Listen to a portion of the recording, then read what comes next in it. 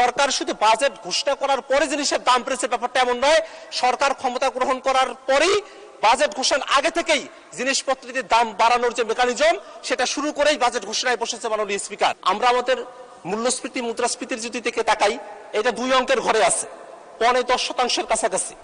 আমরা আমাদের জিডিপির দিকে যদি তাকাই, আমাদের জিডিপি এটা 4% একটুখানি বেশি অবস্থায় আছে প্রবৃদ্ধির হার।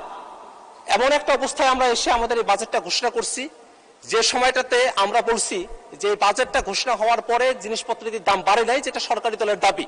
কিন্তু বাস্তবতা হলো এই বাজেটটা ঘোষণা করার আগেই সরকার তার এই 3 মাসের সময়কালের মধ্যেই 2 দফায় তারা বিদ্যুৎ এবং জ্বালানির দাম তারা বৃদ্ধি করেছেন।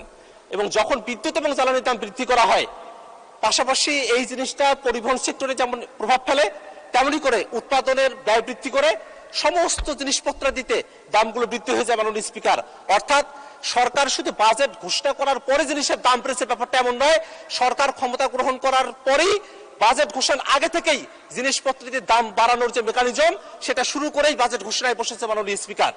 মাননীয় স্পিকার, আমরা যদি সরকারের এই অর্থনৈতিক সেক্টরগুলোতে আমরা যদি বিদেশ থেকে ঋণ নিয়ে আসার যে প্রক্রিয়া সেটার দিকে আমরা যদি তাকাই, আমরা দেখলাম যে সরকার আইএমএফ এর কাছ থেকে, বিশ্বব্যাংকের কাছ থেকে তারা ঋণ নিয়ে আসতে চায়। কিন্তু গত বসন্তকালীন বৈঠকে যখন আমাদের অর্থমন্ত্রী তিনি আমেরিকায় গিয়েছিলেন, সেখানে কিন্তু আইএমএফ কোনো ঋণ ছাড় করতে চায় নাই। কেন চায় নাই? কারণটা হলো আইএমএফ চেয়েছিল বাংলাদেশের অর্থনৈতিক খাতগুলোতেও একটা বড় ধরনের সংস্কার আসুক।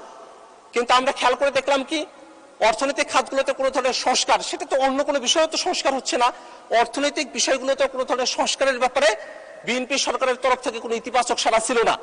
এতদিনে এসে তারা এনপিআর এর নীতি এবং এটা ব্যবস্থাপনা সেই জিনিসগুলোকে আলাদা করার কথা বলছে।